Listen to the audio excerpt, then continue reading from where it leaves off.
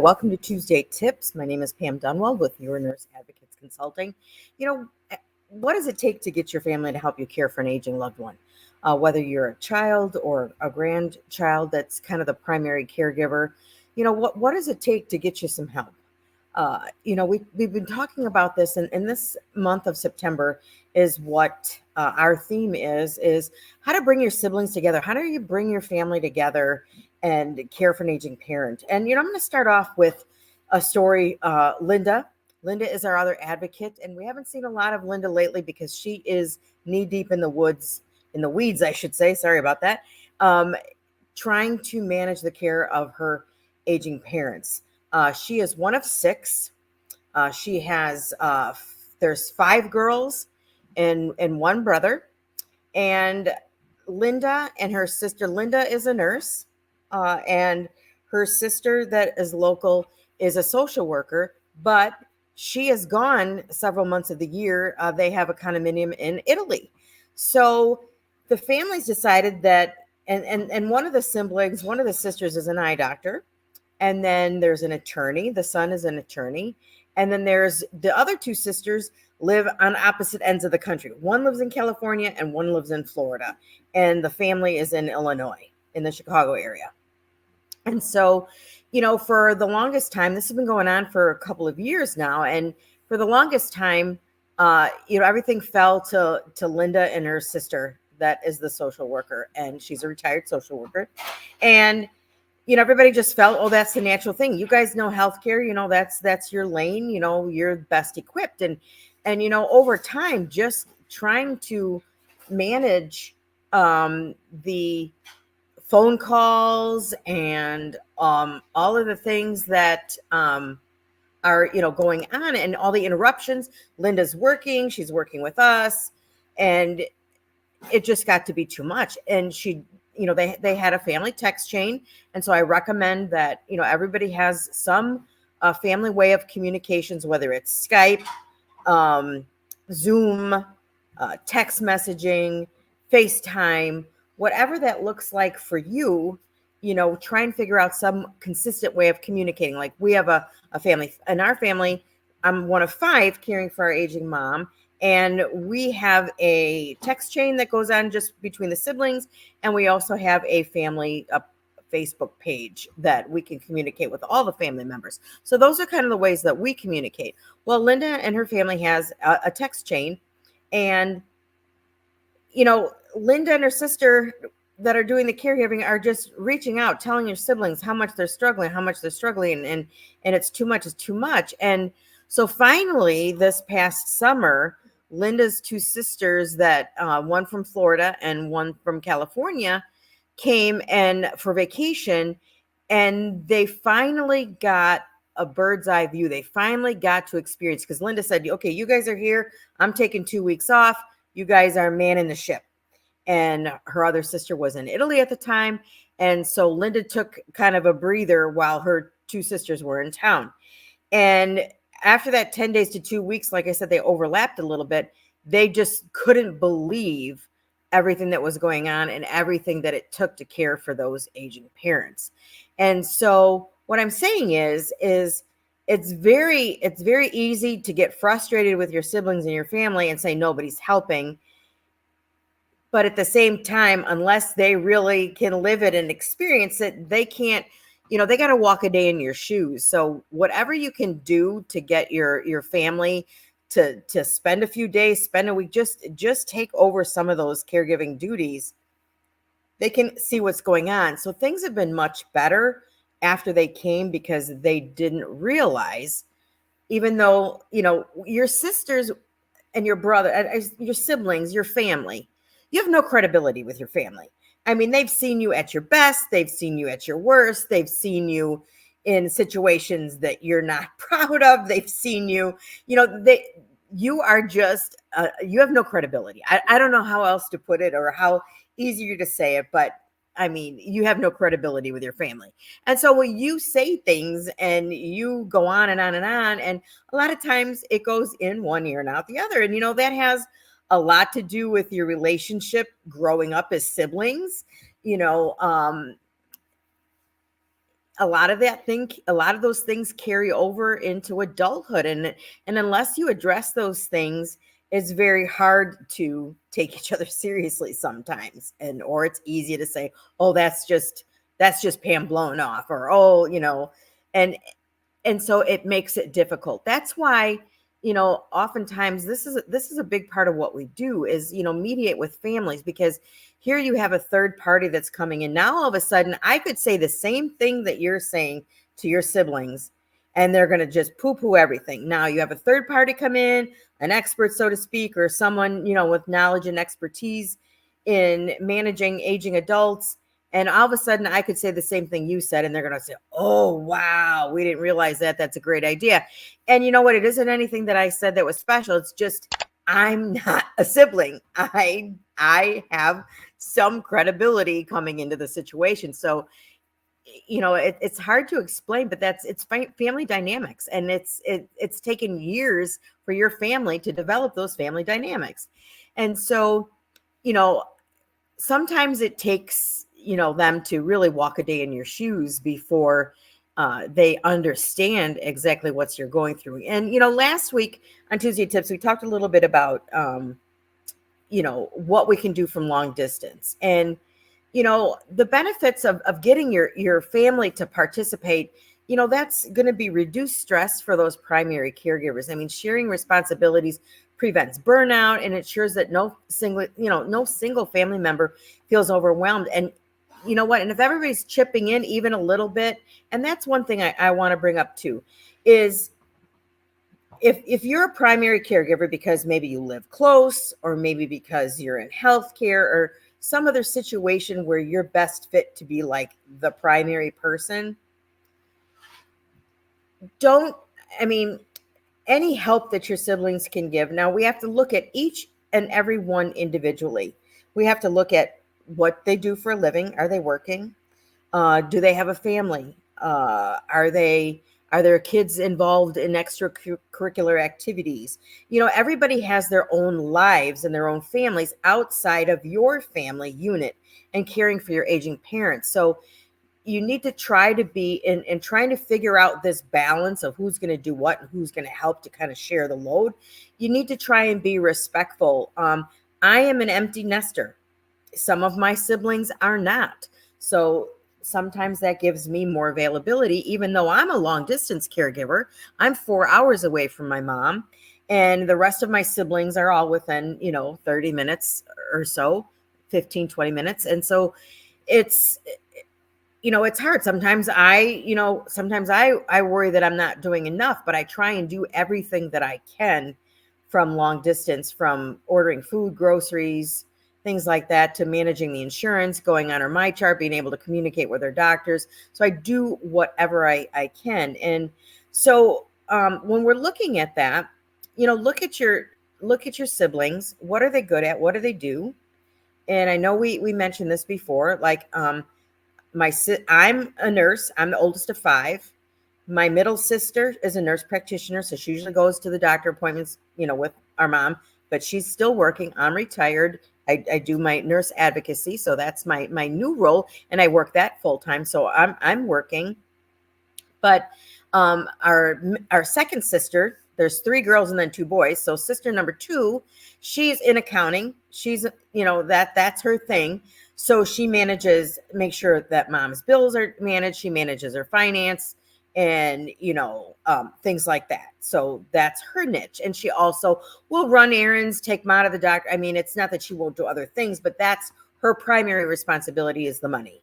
And then brother number 1, he's sibling number 4. He is in manufacturing. But lives closest. So he's the one that runs over every week, brings the garbage cans out to the road, waters the lawn. She just had some landscaping done, and is there for troubleshooting. So if I get a 911 call from my mom that something's going on and I really think that things need to be checked, I can call my brother, who's closest by, and can be over there in five minutes or so.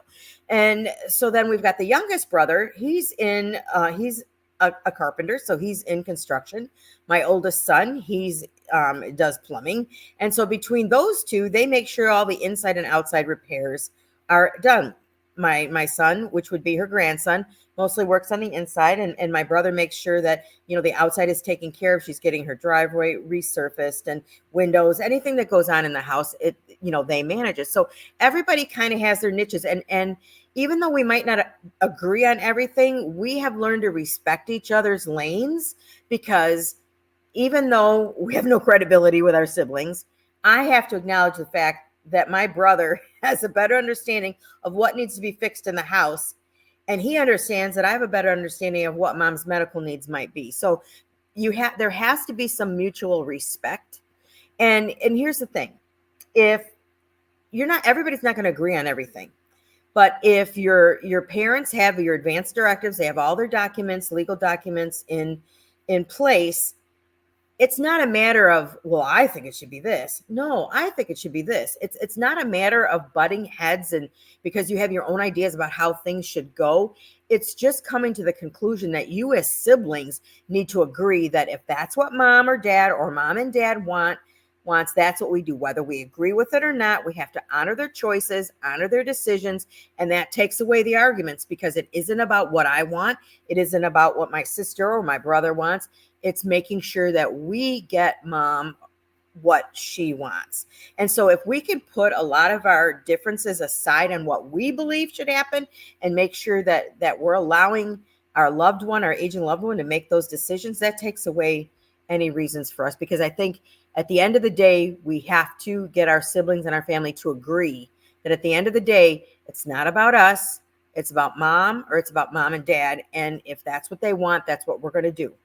And if everybody can agree on that, that usually can take away a lot of the conflict that's going on. And again, that doesn't mean that you personally, if that was you in that situation of your mom or dad or both of them, you would do things differently. Nobody's taking that away, and you're going to have an opportunity to do that as your life goes on. But right here and now, it's not about what we want for ourselves and putting our thoughts about what should happen on our parents.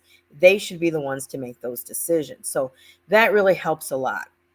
We talked about our family meeting agenda, to have family meetings, whether you need to have it weekly, monthly. We've got our agenda, a template, so to help you know what to talk about. It also discusses roles, who's doing what are the time commitments. So that's a template that's free to you, and you can use that to help guide those conversations with your siblings. And it's really important where a lot of siblings get upset or family members get upset is when they're not knowing what's going on. So, share the updates, what's going on. If mom or dad they've had a recent doctor's appointment, send out a family communication. If you're the one that's following the medical things, send out a communication. Hey, ma, went to the doctor today. She met with the cardiologist. Cardiologist says, oh, nothing's really going on. She's good to go for 6 months. It doesn't have to be anything lengthy or take a lot of time, but people will feel better by being updated. So the more they feel a part of it, the more they're going to want to help, and the more they're going to participate. We want to reduce the isolation. Isolation for a primary caregiver when they're not getting any help is significant overwhelm as far as the primary caregivers. And a lot of times it took, like with Linda's case, it took them to walk a day in her shoes to realize just how overwhelming it was. And that completely changed their perspective.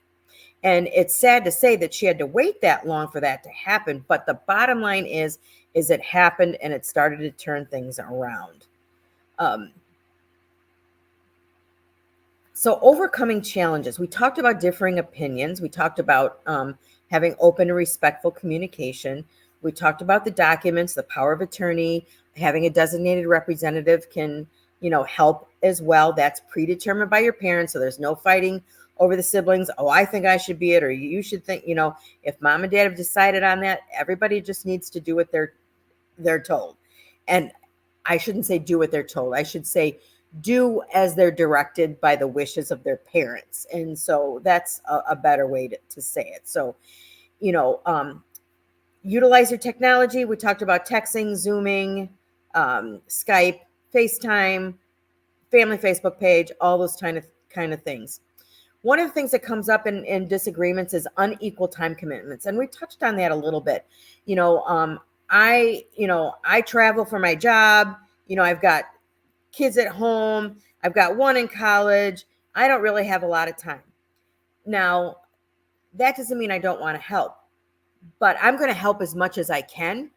And in those situations, please respect them in the season that they're in with their own family and gladly accept what they can do. Just have them be honest with you on what the time commitment they can devote to that, because that's going to make it easier to plan and assign and delegate tasks. So, not everybody's going to be in the same situation of giving equal time. So there is going to be, inequity in the amount of time that people can share, and just expect that. And we have to try not to get bitter about that, because maybe a year from now things may change and they may be able to help more, and you may be in a situation where something comes up and you're not able to give as much time as you can. So just be respectful of that. It's one thing if they have all the time in the world and they're not willing to help. That's a different story. But looking at their lifestyle and everything they have going on, as long as they're willing to do something, just graciously accept that as and move forward. We talked about lack of awareness. Linda's example was a perfect example about lack of awareness about what the needs are and what really needs to be done.